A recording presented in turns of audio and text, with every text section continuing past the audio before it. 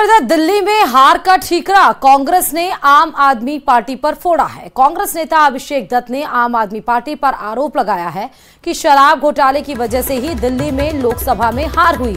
अभिषेक दत्त ने कहा कि आप सरकार का भ्रष्टाचार हार की वजह रहा, तो उधर आम आदमी पार्टी ने अभिषेक दत्त के बयान पर पलटवार भी किया।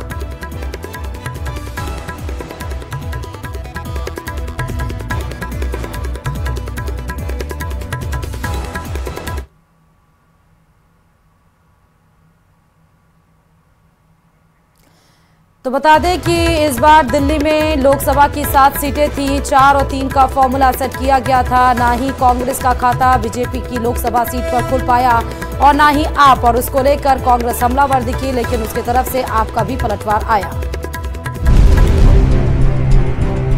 दिल्ली में हार का ठीकरा कांग्रेस ने आम आदमी पार्टी पर फोड़ा है। कांग्रेस नेता अभिषेक दत्त ने आम आदमी पार्टी पर आरोप लगाया है कि शराब घोटाले की वजह से दिल्ली में हार हुई है। दिल्ली के अंदर लोगों को अरविंद केजरीवाल जी की सरकार से विश्वास खत्म हो गया है। जिस तरीके से भ्रष्टाचार में इनके कई मंत्री, केवल केजरीवाल जी ने, सत्येंद्र जैन जी भी जेल में, मनीष सिसोदिया जी भी जेल में, अरविंद केजरीवाल जी भी जेल में। तो आम आदमी पार्टी ने अभिषेक दत्त के बयान पर पलटवार कर दिया। अपने राष्ट्रीय नेतृत्व के विपरीत कोई राय अगर उनकी राज्य इकाई रख रही है तो इस पर जवाब उनके राष्ट्रीय नेतृत्व के लोग देंगे, मैं क्यों बोलूंगा। पार्टी है और गजब से इनके लोग हैं, कभी साथ कभी विरोध। दिल्ली में 7 लोकसभा सीटों पर आम आदमी पार्टी और कांग्रेस ने मिलकर चुनाव लड़ा था और एक भी सीट पर जीत हासिल नहीं हो पाई। और मुंबई के पास लोनावला में छुट्टियां मनाने गए एक ही परिवार के 5 सदस्य झरने के तेज बहाव में बह गए। इस हादसे में 3 लोगों की मौत हो गई, जबकि 2 लोग का अब तक कोई सुराग नहीं मिल पाया है।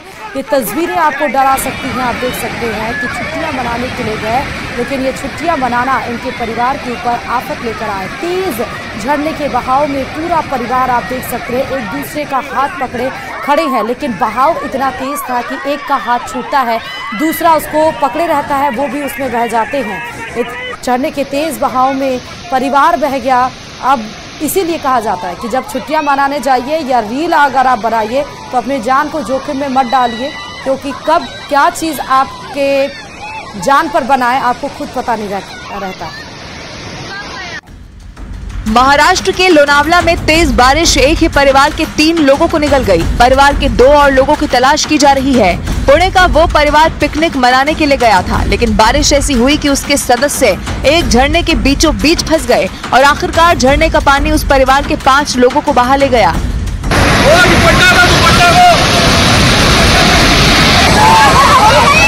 इस हादसे की दिल दहला देने वाली तस्वीरों में वो परिवार पानी की तेज लहरों के बीचों बीच फंसा हुआ नजर आया। आसपास खड़े लोग उन्हें बचाने की कोशिश करते हुए दिखे, लेकिन कुछ भी काम नहीं आया। देखते ही देखते पानी का बहाव और तेज हो गया और सभी लोग झरने के नीचे जा गिरे। इस हादसे में 3 लोगों के शव बरामद किए गए, वहीं बाकी 2 की तलाश के लिए बचाव अभियान चलाया जा रहा है। और अब खबर मथुरा से है, जहां पानी की टंकी हादसे में 2 महिलाओं की जान चली गई और जबकि 13 लोग घायल हो गए। कई घर भी टंकी की चपेट में आए हैं और धराशायी हो गए। साथ ही मलबा भी कई घरों में जा घुसा। कई वाहनों के क्षतिग्रस्त होने की भी खबर आई और इस हादसे के बाद एसएसपी और डीएम ने घटनास्थल का निरीक्षण किया। साथ ही अधिकारियों ने अस्पताल जाकर घायलों का हालचाल भी जाना। विधायक ने बताया कि मामले में केस दर्ज कराया जाएगा। सिटी मजिस्ट्रेट हादसे की जानकारी लेंगे और जांच करेंगे। कॉलोनी वासियों ने टंकी का विरोध भी किया था। लोगों के विरोध के बाद भी पार्षद और जल निगम ने कॉलोनी के बीच टंकी बनवाई। थाना कोतवाली के आवास विकास कॉलोनी कृष्णा विहार इलाके की ये पूरी घटना है और आप ये तस्वीरें भी देख सकते हैं। टंकी हादसे में 2 महिलाओं की मौत हो गई है। हादसे में 13 लोग घायल बताया जा रहा है। सबसे हैरानी की बात यह है कि सूचना देने के बाद भी इस पर एक्शन नहीं लिया गया। इसमें एक पानी की टंकी जो है बारिश के समय में गिर गई।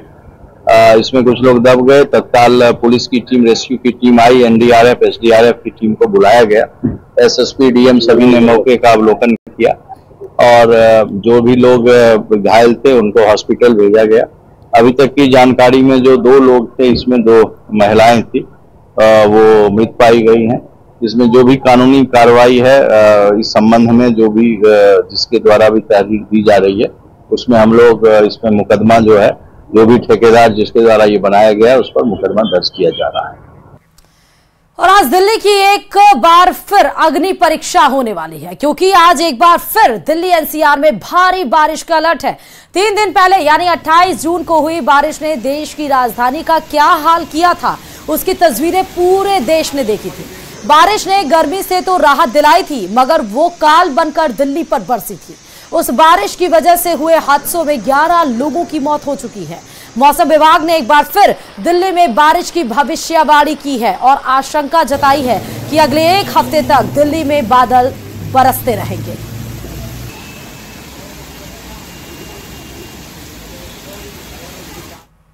और केदारधाम में इस बार फिर एवलांच आया है। केदारनाथ मंदिर के पीछे पहाड़ी पर बर्फ का सफेद गुबार दिखाई पड़ा। जानकारी के मुताबिक यह एवलांच गिरने का वीडियो है और इस तरह के एवलांच अक्सर गिरते देखे जाते हैं। आप ये तस्वीरें भी देख सकते हैं, मंदिर के पीछे की तस्वीर है। केदारनाथ धाम में एवलांच का ये वीडियो बेहद ही ज्यादा वायरल हो रहा है। तो अब देखना है कि क्या ये बर्फ का जो सफेद गुबार दिख रहा है क्या वाकई जिस तरफ ये इंगित कर रहा है उसी तरफ ये जाने वाला है। फिलहाल ये मंदिर के पीछे की तस्वीर आपको दिखा रहे हैं, लॉन्च का ये वीडियो।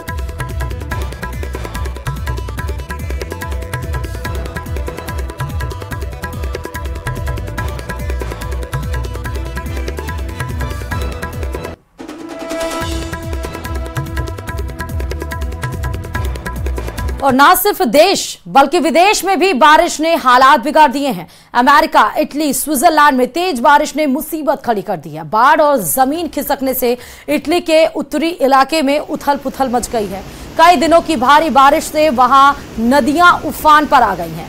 सामने आई एक तस्वीर इटली के भयानक हालात का ट्रेलर दिखाती हुई नजर आई।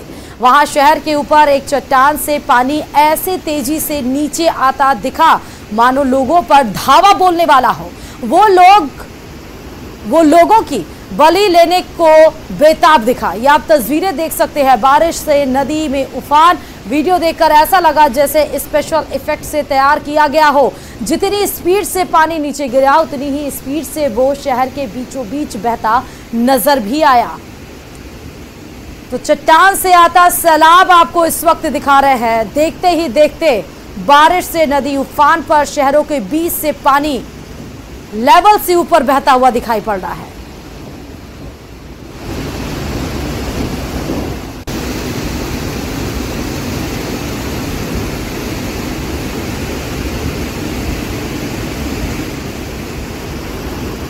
और 29 जून को शुरू हुई अमरनाथ यात्रा को अभी 2 दिन ही हुए हैं और 2 दिन में ही 28,000 से ज्यादा श्रद्धालुओं ने बाबा बर्फानी के दर्शन कर लिए हैं। ये तस्वीरें आप देखिए, श्रद्धालुओं के जत्थे की एक एक करके जुड़ते जा रहे हैं इसमें श्रद्धालु। और एक दिन पहले यानी कि 30 जून को 14,000 से ज्यादा लोगों ने अमरनाथ गुफा के दर्शन किए, जबकि यात्रा के पहले दिन श्रद्धालुओं की संख्या 13,827 थी, जो कि दूसरे दिन बढ़कर 14,717 हो गई। और ये आज भक्तों की ये संख्या और बढ़ने वाली बताई जा रही है।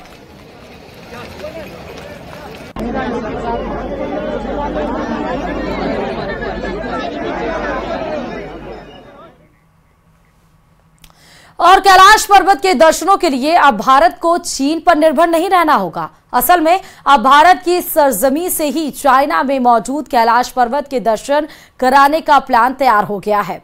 कैसे, देखिए इस रिपोर्ट में।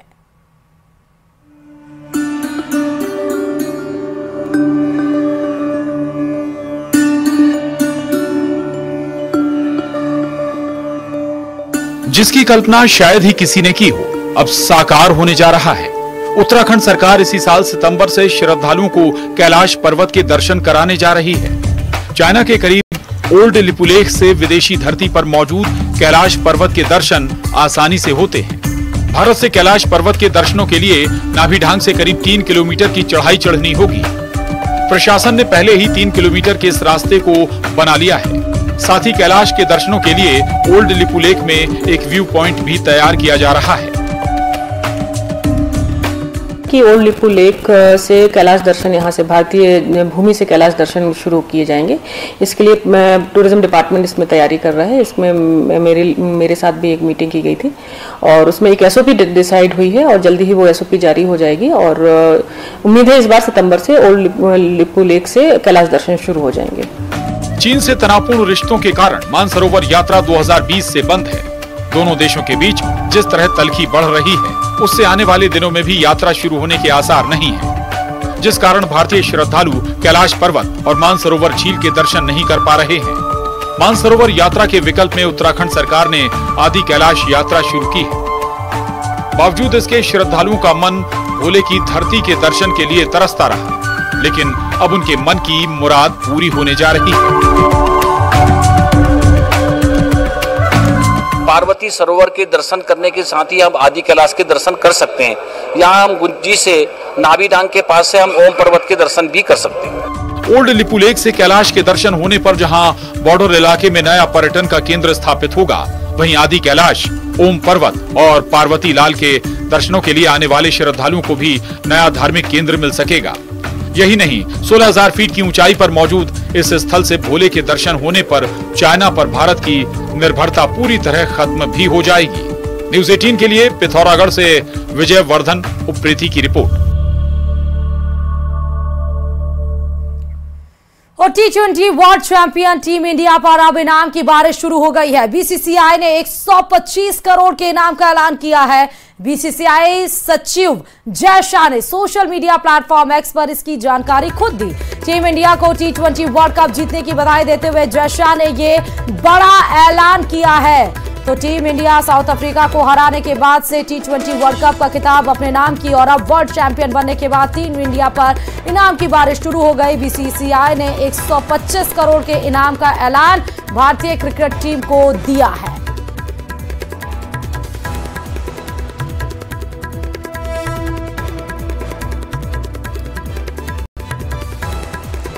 तो शानदार परफॉर्मेंस करते हुए T20 वर्ल्ड कप के फाइनल में पहुंची साउथ अफ्रीका को 7 रनों से हराकर टीम इंडिया ने T20 का खिताब 1983 के बाद फिर से अपने नाम किया। 2007 में वर्ल्ड कप भारत के नाम दर्ज हुआ था और 16 साल का सफर खत्म करते हुए, इंतजार की घड़ियां खत्म करते हुए भारतीय ने जीत दर्ज की और T20 वर्ल्ड कप का नाम अपने भारत के नाम किया। और उसके बाद BCCI चीफ जय शाह ने 125 करोड़ रुपए देने का ऐलान किया है। इस बात की जानकारी उन्होंने सोशल मीडिया X पर खुद साझा की।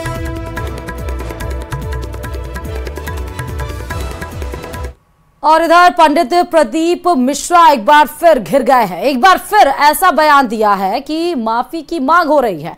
हाल ही में इन्होंने राधा रानी पर टिप्पणी की थी। अब पंडित प्रदीप मिश्रा ने ताप्ती नदी पर बयान दे दिया है। क्या बयान दिया है, देखिए इस रिपोर्ट में।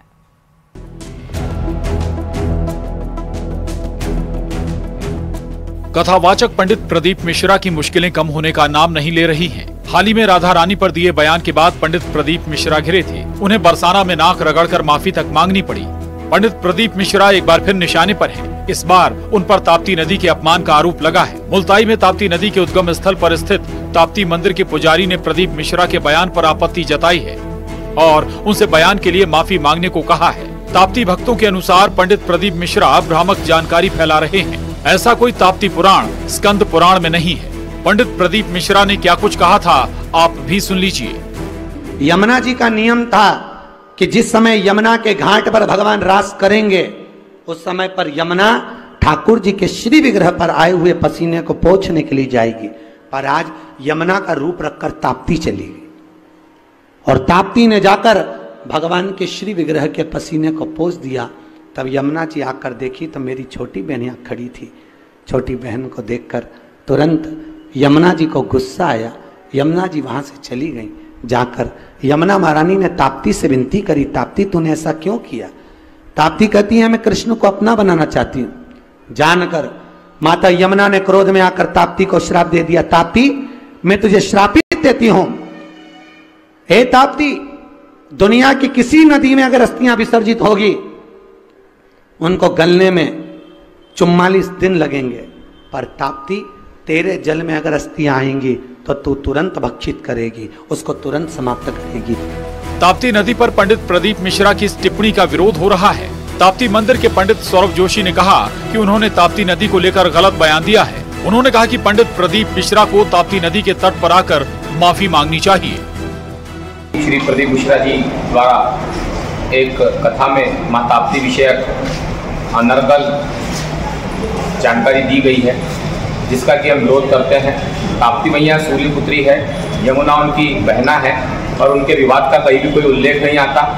और ताप्ती मैया के द्वारा किसी भी प्रकार से कृष्ण पर मोहित होने का कोई प्रमाण उपलब्ध नहीं है। जो आरोप मिश्रा जी के द्वारा कथा में कहे गए वह पूर्णतः असत्य है। ताप्ती मैया के जल की बहुत सारी महिमा है, जिसमें अस्थियों का और बाल का विसर्जन करने पर वे जल रूप में परिवर्तित हो जाते हैं। यह एक बहुत ही अद्वितीय महिमा है और यह किसी श्राप के कारण नहीं है। इसलिए प्रदीप मिश्रा जी को मां ताप्ती के तट पर आकर ताप्ती मैया से माफी मांगना चाहिए और इस चीज का उन लोगों ने संज्ञान लेना चाहिए। कभी राधा रानी तो कभी ताप्ती नदी। पंडित प्रदीप मिश्रा लगातार ऐसे बयान दे रहे हैं जिन पर संत समाज तक नाराजगी जता चुका है, लेकिन इसके बाद भी ऐसे बयान दे रहे हैं। अब देखना है पंडित प्रदीप मिश्रा ताप्ती नदी के तट पर जाकर माफी मांगते हैं या नहीं। Bureau report, news 18। पश्चिम और पूर्वोत्तर भारत में हुई बारिश लोगों के लिए परेशानी का सबब बन गई है। पहली बारिश के बाद कई शहरों और जिलों में पानी जमा हो गया। कहीं सड़कें पानी में डूब गई तो कहीं पूरा मोहल्ला ही पानी में डूब गया। बारिश ने किस तरह लोगों की परेशानी बढ़ाई, आपको इस रिपोर्ट में दिखाते हैं।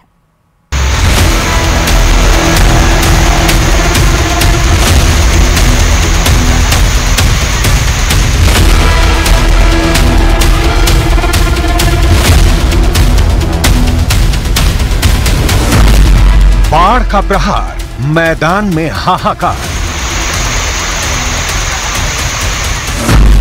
कुदरत के रौद्र रूप से पहाड़ों में आई तबाही। आफत की बारिश से बेबस जिंदगी।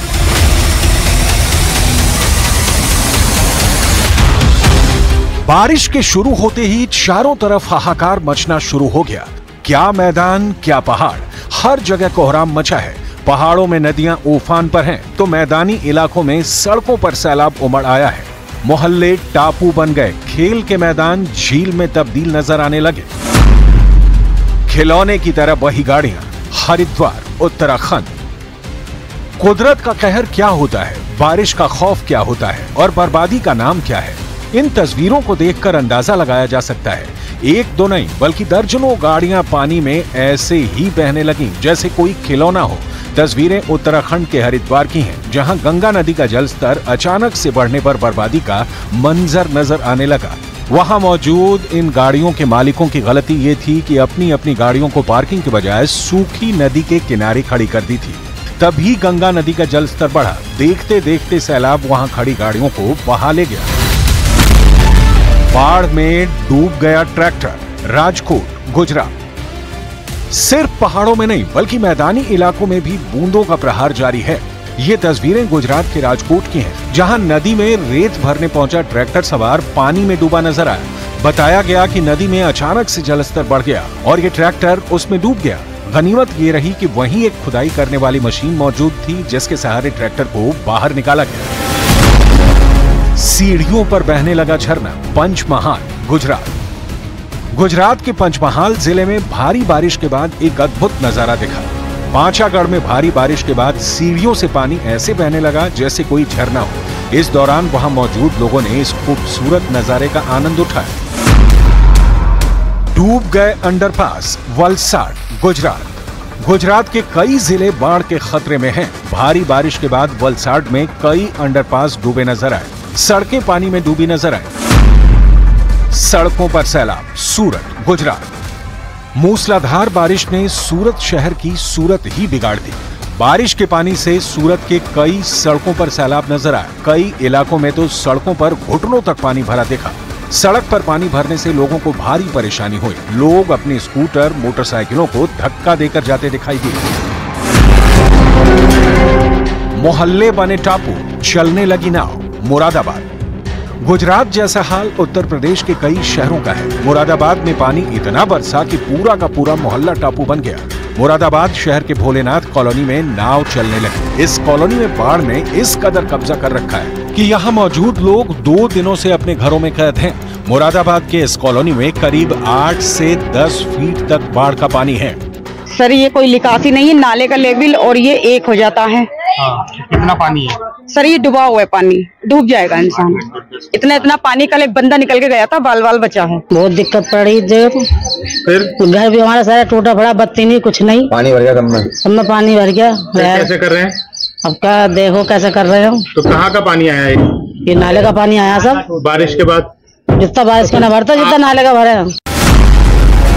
बाढ़ में समाया मोहल्ला संभल, यूपी।